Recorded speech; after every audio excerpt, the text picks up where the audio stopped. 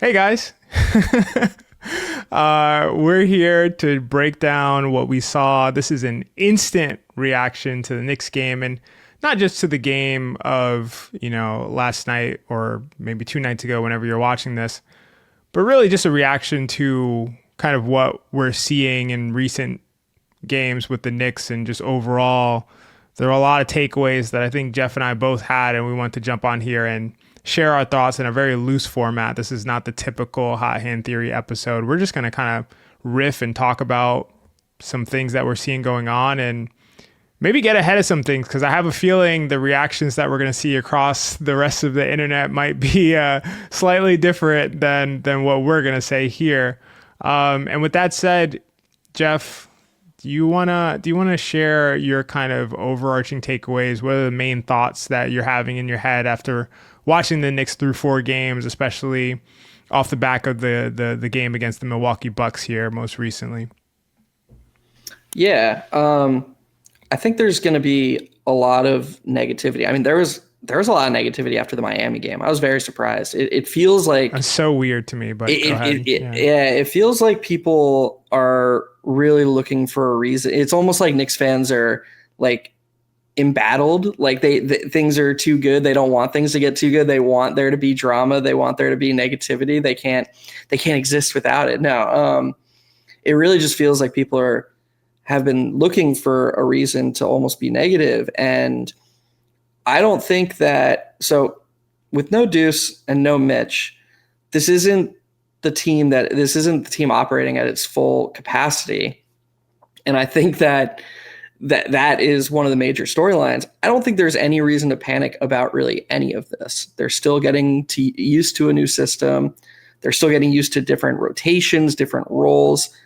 I actually don't think there's anything to be worried about long term, except for one thing. And ironically, it is the thing that everybody is going to talk about.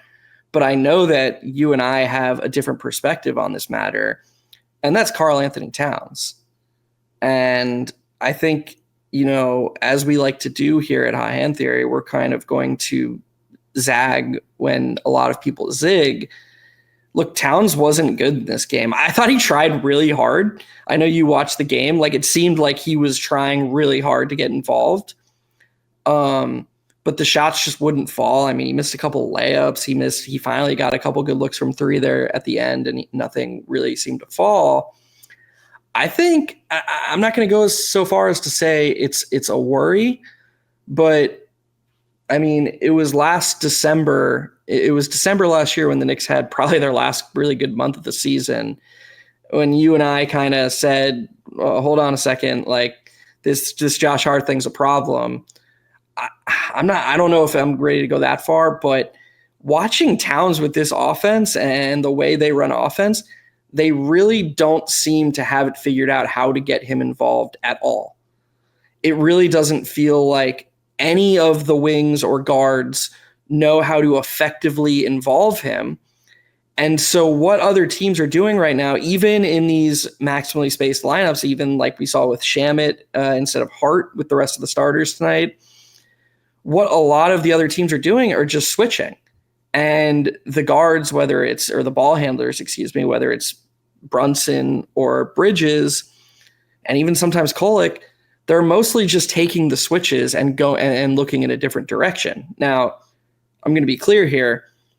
Towns is still helping the offense, even when he's not touching the ball. That is the unique benefit of having Karl-Anthony Towns on your team. In-game plus minus doesn't mean anything. The Knicks won his minutes last night. Like, despite him shooting awful, despite them really not knowing what to do with him on the court, it's still an overall benefit to have him on the court because the other team has to account for him when he's not touching the ball. That's a good thing. But you're paying Karl-Anthony Towns $60 million a year. You're not paying for him to be super gravity man. You're not paying to look at the advanced metrics, only just to look at the advanced metrics and say, yeah, but like, I know he only scored 10 points, but look at his spacing and look at how, no, you want to also have him be able to score and be able to help the offense directly. Passive impact's great. You want active impact too. And where the Knicks are really struggling right now is with the active impact. They cannot figure out how to get him in advantageous situations, get him the ball, and get him in the spots he likes. Nobody can. And we're going to talk this out. I trust you more than anyone. I don't see solutions on the horizon, at least insofar as, oh, next week it's just going to look normal. I think this is a long-term dilemma, and it's a little troubling because he's their second most important player. Yeah, I agree with everything you said. I think coming into this season, not knowing how the Knicks could and would leverage Towns and get him to play his optimal style of basketball was the biggest concern. And that's something that you and I had talked about. And we're just like, all right, I guess we'll just have to see how that goes. And so I agree with you. I think the losing a couple games or whatever it is, or, there's a lot that goes into it. There's a lot of variant stuff that's happening. Knicks missed a bunch of open shots. I haven't seen the data yet from NBA.com on like wide open shots. I would imagine the Knicks have a ton, like a really high percentage of their shots are wide open, and they just miss a bunch of them. But that aside, the more macro thing, the more long-term thing that you and I are going to think about is this idea of like, how are you leveraging, how are you optimizing Karl-Anthony Towns? And it seems like the way that a lot of coaches think that to say, hey, Towns is not getting involved. How do we get him involved? Let's get him post touches. Let's get him post touches against Kyle Kuzma. That's the way to get him involved. And it's like, that can work. Is that the best way to get Karl-Anthony Towns involved? Is that the best way to maximize his skill set? Probably not. It can work when he has sufficient space and, you're running a system with the right guys on the court. I thought the best lineup for the Knicks really was the lineup with Shamet, OG, Bridges, and either Brunson or Kolek, either one of those. I don't know what they ended up as. I mean, I think the Brunson one probably ended up as a negative because of the rough start to the second half, but I thought they played really well. They got really good shots. Just had a lot of difficulty slowing down Giannis defensively with that lineup. But to me, you're going to have to figure out the Brunson-Towns interaction. Those two guys are going to have to be synergistic with one another. It's not going to be, dump the ball down to Towns in the post. Like, that can work sometimes, like I said, but that can't be the primary way of saying, hey, Towns hasn't gotten involved. Let's just have him post up Kyle Kuzma. Like, again, that's just not going to do it. And then the other thing to me is, we kind of heard about Mike Brown and his system and how the wings are all kind of interchangeable. And Karl-Anthony Towns is kind of just thrown into that mix as like a wing so far. He's like playing as, OG Anunoby or Mikal Bridges in many cases. And that's just, again, he's a uniquely talented player, which is super, super helpful, but it also creates this dynamic where you have to come up with a unique way to leverage his talents, right? Like, you can't just say, hey, he's unique, let's use him like everyone else. That's not going to work. So I agree with you. I think it's a long-term thing. Am I panicking about that? Am I like, oh no, this is, same old Towns, new coach, same Towns and all that? Like, no, I'm not doing that. He's also just missing shots. He's going to make shots. Last year, when he started the season, he was red hot. This year, he started the season ice cold. Like, that stuff happens. Like, I'm not worried about any of that. The only thing I would be thinking about is like, how are you actually integrating Brunson and Towns? Are those two guys making one another better? They really should be. It has to be the requisite lineups to make that happen. And then in what positions are you putting Karl-Anthony Towns to leverage his skills? Are you just posting him up when you want to accentuate him, or are you doing other things? So those are the main things that I'm thinking about. Yeah, it's really interesting that this conversation is happening against a game against the Bucks, because, I mean, as people who listen to us know, you and I agree a lot. We agree quite a bit. We think alike, and we just see the game very similarly. So I don't necessarily think that's a bad thing, but I think that one of the bigger disagreements we've had, and we've never really had it on here, And honestly, we don't really have disagreements on here because most of the time it's just like you kind of showing me the light and me just being like, oh, yeah, I think XJ was right. And that being how it goes. But one of the bigger disagreements I'd say we've had in Tex is about Jalen Brunson as a passer and as a distributor, and what his ceiling is in that sort of interactive capacity. And you bring up how it's essential that Towns and Brunson are synergistic and how they do have to have that interactive impact. I am a little bit ahead of you, I would say, in as far as the concern goes, because I'm just not sure they're going to get to a point where Brunson is anticipating those pops in the way that you might see a Tyrese Halliburton do with Miles Turner, and where he can make the passes early enough to where Towns is, because these teams are pre-switch, like almost pre-switching every pick and roll. They're living with Brunson on a mismatch because that's how scared they are of Towns popping open for three. That is what every team is guarding against. So the answer to that is to make decisions faster. But we know how Brunson likes to operate. He is methodical, even as he's adjusted brilliantly, by the way. This isn't a criticism of Brunson. He's his own player. He has to be his best self. But even as he's adjusted to this Mike Brown scheme and played faster and played more within the team, you still see the underlying roots of how he likes to play. And specifically when it comes to interacting with Towns, I'm worried it's going to require a level of anticipatory passing and processing that he just hasn't showcased yet as a passer. I think that's what it's going to take for them to reach max synergy as a tandem. And so that's what kind of has me as concerned. And before I swing it back over to you, the reason that I said that it's fitting that it happened against this team is because the Bucks are a team that we just saw who also had a theoretically perfect synergistic tandem that just didn't really ever fit.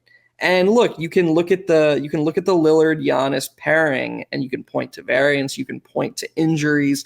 There are a lot of things you can point to. But even watching those Bucks teams across those couple seasons, when the two were healthy, you never really saw Giannis embrace being an interactive, supportive offensive piece next to Lillard. They were brilliant offensively at moments because they're two brilliant offensive players. But it never felt interactive. It never felt maximally synergistic. It felt your turn, my turn. And eventually what won out was, I think what we're seeing in Milwaukee this season is Giannis would just rather have the ball. He doesn't want to be synergistic with a guard and interactive in that way. He just wants to have the ball. And me and you, I hope we get to talk about Milwaukee soon, because I text you today during the game. If Ryan Rollins is legit, that's my favorite lineup in the league. That's one of my favorite lineups. That's an amazing lineup. And it's just Giannis surrounded by additive pieces. And so to bring this full circle back to the Knicks and back to Brunson, is it possible that Brunson actually just ends up being the offensive Giannis, similar to Giannis in the sense of we find out that he doesn't really want to have that interactive relationship with another star. He's not best elevating a guy like Towns. He's best being being an elite scorer and having the ball in his hands as much as possible and spraying it around when he forces the collapses, but not in a way that would elevate specifically Towns. This is a great conversation, really. I'm glad we hopped on to talk about this because a couple things. So one, and a lot of people in our audience know that I'm a strong believer in having one initiator is often sufficient. But in most cases, depending on how good that player is actually optimal. So and that's a disagreement I've had with a lot of people. People are like, oh, you need two creators. You need Brunson and Randall on the court. You need two guys like that. And what you're talking about with Giannis is Giannis being the primary creator, the initiator, surrounded by guys who play defense and shoot threes. And that's like my ideal lineup build. And we've talked about this with Trae Young. I don't like Trae Young in a situation where they're like, let's run Trae Young off ball and do all these other. Just let Trae Young have the ball, let him create, surround him with guys who play defense and shoot threes. They'll have an elite offense. Like, that's all you need to do. And I'm a true believer in that. I mean, this is something I've thought for years. We've talked about this with Luka Doncic before as well. So I think it's interesting what you're saying now, just as far as like, it sounds like you're leaning in that direction, or maybe you're saying that with specific players like Brunson and Giannis, in which case I would agree with you because that's like my perspective. But with Brunson and Cat, I think it's slightly different. So I'm not saying I don't see them as in a similar role of like Cat is an initiator and Brunson's an initiator. I see Brunson as a primary initiator and creator. I don't see Karl-Anthony Towns as that. I see Karl-Anthony Towns as an elite additive player that can make Brunson better and is just so good himself that playing off of Brunson, he would be an elite supportive piece. That's how I see it. I don't see it as like, and when I have them being like integrative, man, I think I made that word up, but it sounds good. Integrative. I when I have them being like that, what my point is more like, not that Brunson's going to be Tyrese Halliburton. That's just never going to happen, of course. But just that Towns' gravity, Towns' ability to put you in a situation on the defensive end when you have 5 shooters and one of them is Karl-Anthony Towns, there are no good options generally. And you mentioned teams are going to be willing to switch and live with Jalen Brunson with space. Listen, if teams are going to be willing to switch whoever they have on Towns, or in this case, something I wanted to talk about as well is hiding bigs on OG Anunoby, which is something I think that we'll start to see when Josh Hart is not playing. And something we've thought about as well. It's like, okay, when Josh Hart doesn't play, maybe they hide the big on OG, and that's what's happening. So yeah, I just think that those two guys can be extremely synergistic with one another, even in the same dynamic, even in the same paradigm where Brunson is the only initiator creator. It's just that Karl-Anthony Towns is so unique as a 5 in terms of what he can do against mismatches with space. There's a lot of prerequisites for me. And so that's part of the problem. It's not just Brunson and Towns work well, great together. It's Brunson and Towns work well, great together when the other 3 guys can shoot at extremely high clip. And we saw one of the problems with the game against the Bucks was Josh Hart closing instead of Landry Shamet. I genuinely believe the Knicks have a much better chance to win the game if Landry Shamet closes in that situation. Josh Hart is still working his way back from injury. He is not an offensive threat at all right now and puts the Knicks at a major disadvantage when he's on the court, especially with those guys. So there has to be a concerted effort to make those guys work, to have those guys run pick and pops, to have those guys be integrative. And there also has to be a concerted effort to put them in specific lineup situations where that just plays out to their best, to the optimal result. So that's kind of what I would say. I was a little bit long-winded, so I'm sorry about that, but that's what I meant. No, it's great. I guess my pushback would be, wouldn't you agree that in basketball, an optimally synergistic relationship is one where there maybe the scales aren't perfectly 50-50, but there's not a clear benefactor-benefitter relationship. They both kind of benefit from each other's existence on the court. You'd agree with that, right? Yeah. Well, those two things, I would disagree that those two things are the same. So you said benefactor, beneficiary, and then you said 2 players that benefit from one another. I think they could benefit from one another, but there still be a clear beneficiary and benefactor. Correct. That's what I said. It doesn't have to be 50-50. It doesn't have to be 50-50, but on some level, they're both benefiting from each other's existence. Yes, I agree with that. Yep. So in the paradigm that you described with Brunson and Towns, it sounds to me like only Brunson is benefiting. Like, I agree with you. I agree with everything you said, that Towns is an amazing additive player who is clearly helping Brunson just by existing. Like, his existence on the court is helping the whole team. He's an amazing shooter who the other team, who's 7 feet tall and the other team refuses to leave his side. So they have to just have somebody attached to him at all times. And then he's also a really good passer. He's huge. So like you can't just put somebody small on him. He'll overpower them. So all of a sudden the opposing team has to put a very specific person attached to him at all times. This is benefiting everybody else on the court.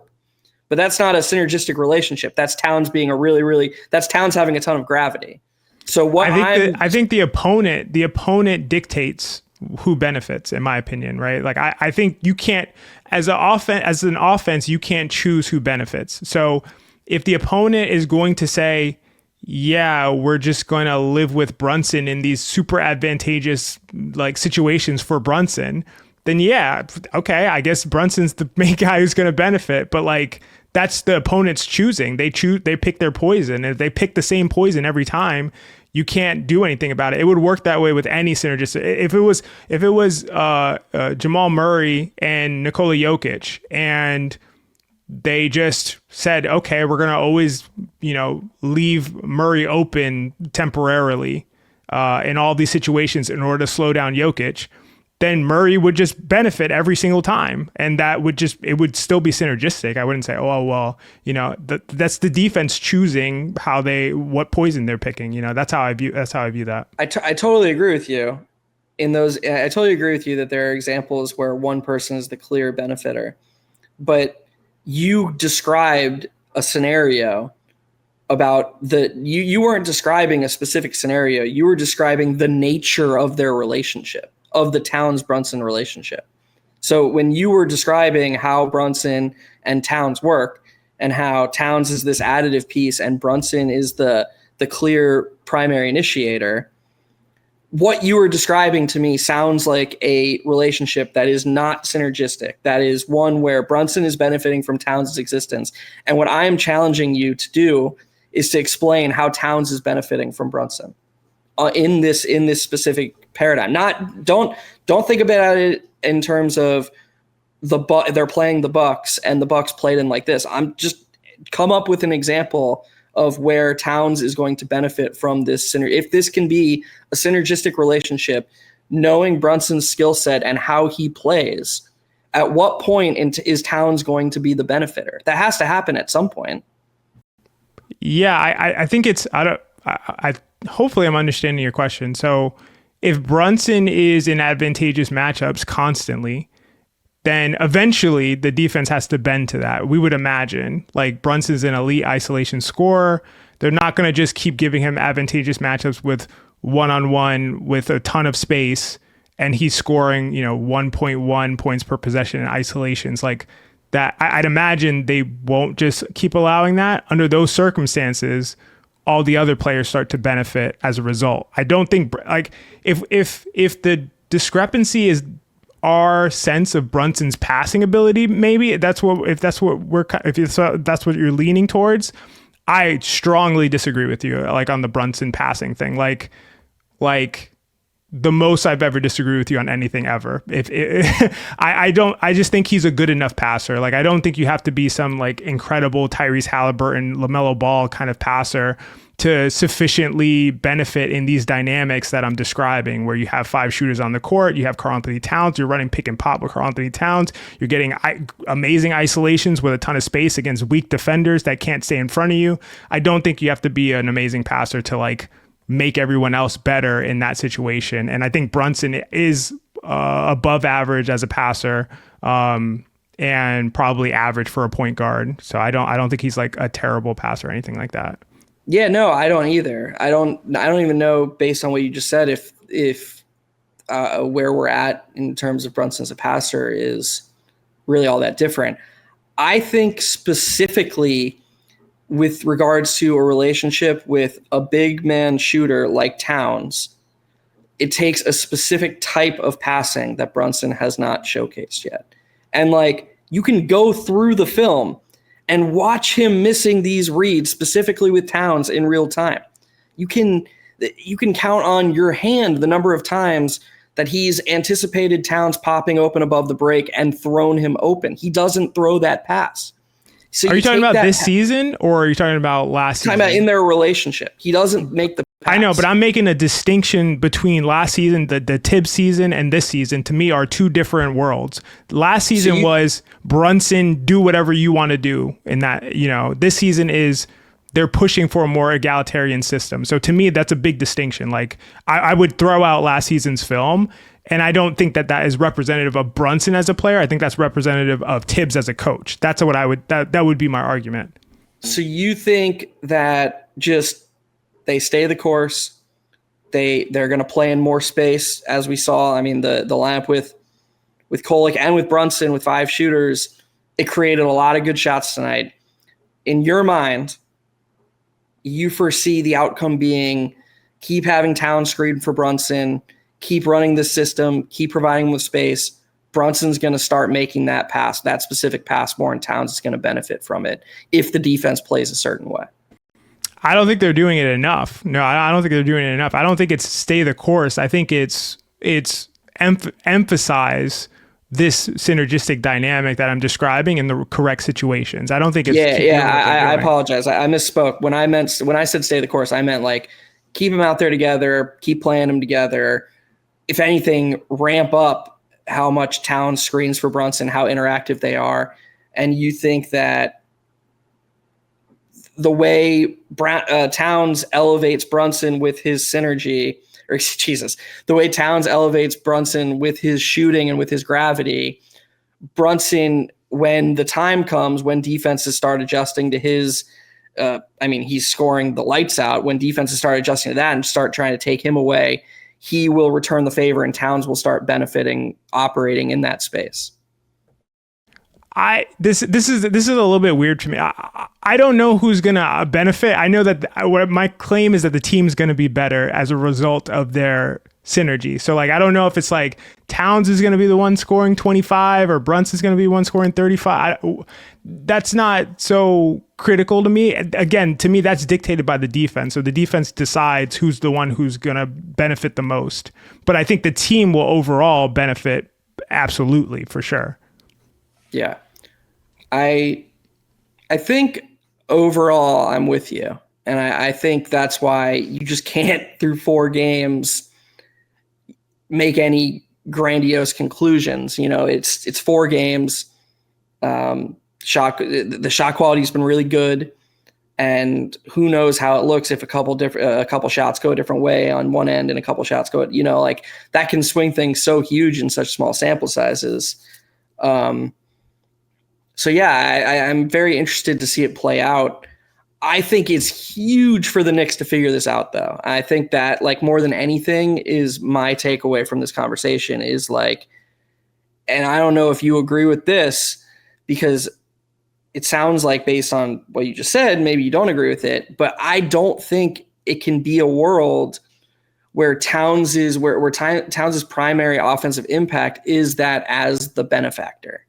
Like, I think that there are intangible compounding effects that could occur the longer Towns keeps struggling like this, the longer he doesn't get his hands on the ball consistently, he's not seeing his shot go in. I don't know how easy it is for a guy of his stature to stay committed to just playing that part of, well, I'm just like this spacer, and yay, McCall has more space in the paint because of my existence. Like, I think you have to get him going, for lack of a better word. I think they need to find a way to get him consistently a part of this offense in an active, tangible way. So I'm curious, like, how do you think you do that? So to me, if I understand what you're saying, right, that sort of actually goes against my like philosophy on basketball, like where you're like, we need this guy to be the one to score. And so, we have to do something. Like, it's not sufficient that, like, if Karl-Anthony Towns was having an insane, like, +6 offensive EPM season, and wasn't scoring, it'd be like, this is not working out because he's not the one score. Like, I is that what you're saying? Or like, help me understand a little bit more. Like, you think he needs to be the one that's like, and how would that work? Like, he creates for himself or for others, or like, help me understand your perspective a little bit better. No, well, so first of all, I don't know if Towns could have a season of games like the one he had tonight, and impact metrics like overlook it and are still just like, well, like the spacing's there. Like I'm sure he's gonna hit, his floor is really high, but I think that. They didn't play. They didn't play in the way I'm saying, right? Like I'm saying he needs space, and they need to be more Brunson Towns interaction, and also he needs to shoot well. Like all those things need to happen, and none of those things happened tonight. Right. Last night. I think that if, in my opinion, for those things to happen, what I'm saying has to be a part of the equation, I guess is what I'm getting at. And no, I'm not saying that he has to be the guy or that he has to be the driving creator. I'm just saying that in order for him to, in my opinion, shoot hyper efficient like we know he's capable of, be in rhythm, consistently let the other players leverage his gravity and get that and, have that great spacing that he has, I do think there needs to be some effort by the team to make sure that he is at least a part of the system too. It didn't feel like they were getting him involved tonight at all. I totally agree. The way that they tried to get him involved was post ups, and I don't think that's the way to do it with him. Like, right? I totally agree with you. Yeah. Go ahead. Yeah, I don't think that's the way to get him involved either. I mean, what was the joke we made? They turned Kyle Kuzma into a good defender in this game, with their strategy. It was no. I think there are ways that they can go about it that really. So first of all, I think there are tactical things they can do. If you go back and watch some of those Minnesota teams, when especially the last year with Finch, when Towns was on the court with Edwards and Naz Reid, no Gobert, and they were leaning into those 5-out lineups. They had really creative way. It's not like teams didn't know Towns was an elite shooter then too. They were trying to take him away too. It's not really fair to Mike Brown or to Thibodeau for that matter, because that was his first year dealing with Towns last year, to be like, oh, well, you should have these plays set in place. But I do think that there are tactical things they can do, draw up some sets that free him up in a way that catches the defense off guard, at least early on. And I guess my point is just that, and maybe I'm not doing a good enough job of explaining this, but I do think that there will be, the longer games look like they did last night in terms of Towns' role, his consistent involvement in the offense, I think there will be compounding negative effects on the team and how Towns' passive impact is on the team long term. And so I think they have to address that actively. Yeah, there we absolutely agree. Okay, so we might agree entirely, to be honest with you. I'm not sure. I'm still trying to figure out like the disagreement here. So to me, any disagreement would come from Towns requiring a certain of like shots per game or something like that. To involvement to me is not like his shots or his points or anything like that. It's how often is he involved in the action, whether on ball action, whether weak side action. How often is he doing something to leverage him in a way where it's like we have this insane, uniquely skilled, uniquely gifted player, and we're maximizing whatever he does to a defense. Where we're shining a spotlight on that. And sometimes that might result in him shooting the ball. And a lot of times it might not result in him shooting the ball. And the defense is going to dictate what that actually results in. And so to me, that's what involvement looks like, and not put him in the corner. He stands there. That's not being involved. Whether he gets the shot or not, to me, that's not really utilizing Karl-Anthony Towns in the best way possible. So that's kind of what I'm saying. I think they can also utilize him in the ways, and I'm surprised they haven't done it more, but in the ways that Mike Brown utilized Domantas Sabonis. I think that he has a lot of those passing skill. And so there's tons of ways to highlight Karl-Anthony Towns. I also think he's just shooting poorly right now too. Like that's just part of it. Like he's just not shooting well. And every single player in the world ever goes through stretches like that. But Karl-Anthony Towns historically is like a low volume 3-point shooter who shoots a high percentage. Like that's what he's been in his career. Like his best shooting seasons, he shot 42% in 2018, he shot 3.7 threes per 75. That's 37th percentile in the NBA. That's extremely low volume. He shot 42%. Second best shooting season was last season. He shot 42% again. Shot 4.9 threes per 75, which is 38th percentile in the league. That's extremely, like, those are low volume shooting seasons, and he shot really, really high percentages. So it's not like he's like this rhythm shooter. He needs 10 threes per 75 in order to get into a rhythm. He just hits threes when he shoots them. He's just shooting poorly right now. And so to me, you get Karl-Anthony Towns involved by maximizing his effect on the defense given his specific skill set. So whether that is his passing, his off-ball his off-ball spot-up threat via off-ball weak side actions or direct on-ball actions that draws all of his gravity in a very much more direct way. And sometimes it's going to result in scoring, sometimes it's not. So that's my perspective. So you can tell me, is there a part of that you disagree with, or would you build on that in some way in terms of when you say getting Karl-Anthony Towns more involved is critical, which I agree with you. And also, if he's involved the way he was in the Bucks game, that will have long-term deleterious effects on the team, which I also agree with you. No, that's my exact perspective. Okay. It's involvement doesn't have to mean like a baseline field goal attempts. Okay. Because we share the exact same philosophy. What was the example I gave? Like if you put you or me out there in the corner and the other team just actively was like, we're not going to be within 15 feet of this person, like, how would it even be possible for, like, how many points would we have to score to not be a huge negative on the team? You know, like, it's a really interesting thought experiment across 100 possessions, because like, even if, we shoot 30 3-pointers from the corner and go 10 of 30 or something like that and score 30 points, just absolutely killing the rest of the team's chance. Like, this is the opposite of that. So like, of course there's a world where the defense just doesn't let Towns put up the box score stats or get the field goal attempts that maybe one would assume that a star offensive impact player has, but that doesn't have to dictate whether his offensive impact is actually really high. Okay, cool. Yeah. So we totally agree on that then. It'll be really interesting to see what Mike Brown does, to be honest. Like, I'm very curious for people who are out there like, hey, if this was Tibbs, you'd do X, Y, and Z. It's like, Mike Brown's coached 4 games.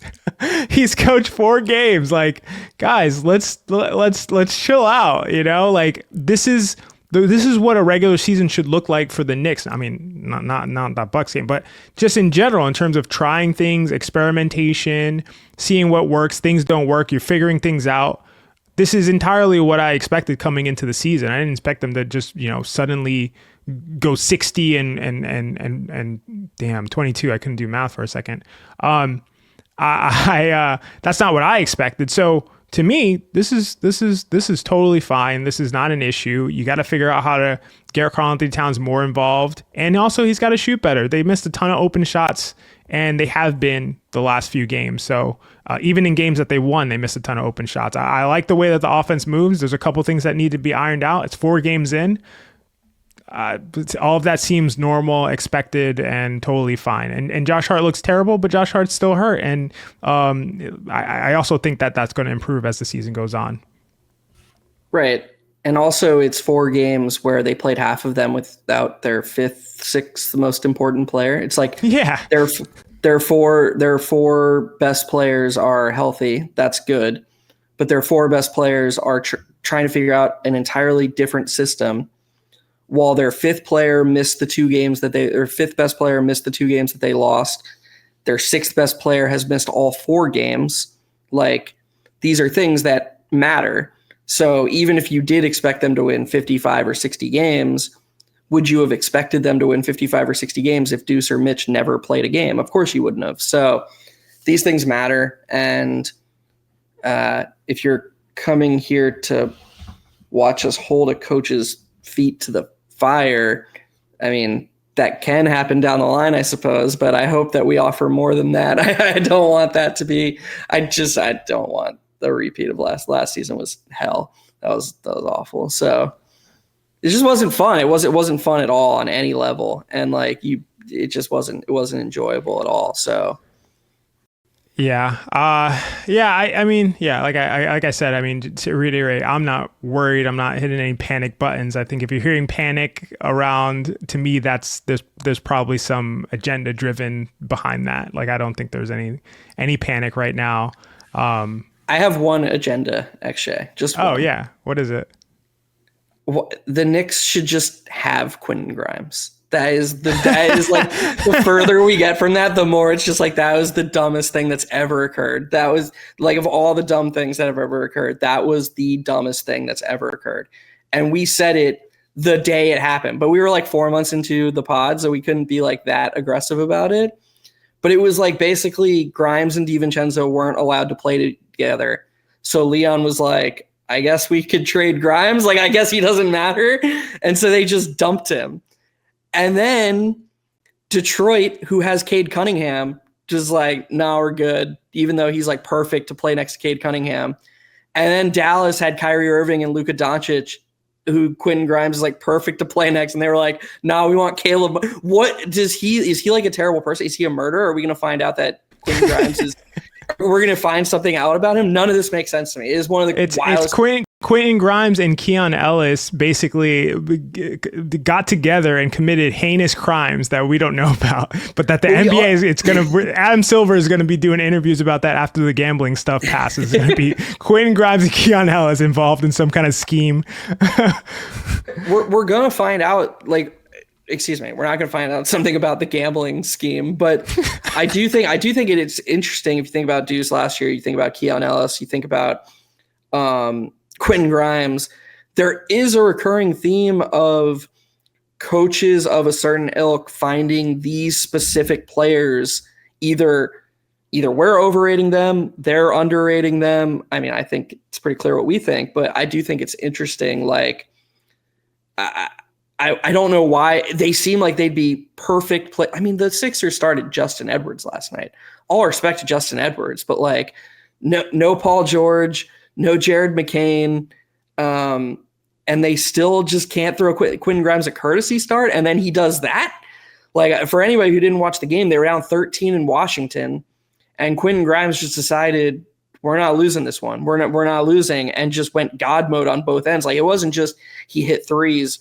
The other team couldn't score because he was on the court. He had like 3 steals and 2 blocks, and I just don't understand how a coach can watch that film and be like, yeah, but he can't like create his own shot. And Grimes can create his own shot now. He's like the quickest first step in the league. It's wild. Whatever. I went on this tangent long enough. Sorry, folks. That's okay. We'll do a Philadelphia episode, and half of it will be about Quentin Grimes, unfortunately, while it should primarily be about Tyrese Maxey. But no, I think this is good. I got to go record Locked On Knicks. So if you're watching this and you haven't watched Locked On Knicks, you could watch that. If you're watching Locked On Knicks and you're watching this, then you've seen a lot of XJ today. That's a lot, which I appreciate. That's cool. And if you guys like this, if you like us just like hopping on and talking about a game after the game and dropping it the next day, because I'm not going to edit this at all, I'm just going to put it out how it is, then let us know in the comments, especially if you made it this far. Just be like, keep doing it. So just drop a keep doing it if you've gotten to this point, and we will keep doing this and have more content out on a weekly basis. Geoff, any last words before we get out of here? No, just thanks to anyone who made it all the way through. We appreciate all of you all the time. We've gotten some really, really nice comments recently too, just from people who talked about how they missed the show in the off season, and especially finding out what XJ was dealing with, all the nice things that people said to XJ and how they wished him well. I know that made me like pretty emotional, just in the sense of like, I was worried about you all off season. So seeing that all the people were also worried about you is really cool. So thanks to all you guys. You guys are just always the best. Definitely always the best. I felt very, very similarly, and very heartwarming and touching. And I'm not an emotional, feely kind of person, but yeah, that definitely got to me. And so hopefully you all appreciate my hoodie too. I drop comments about the hoodie. This shit's fire, right? Anyway, all right, we gotta go.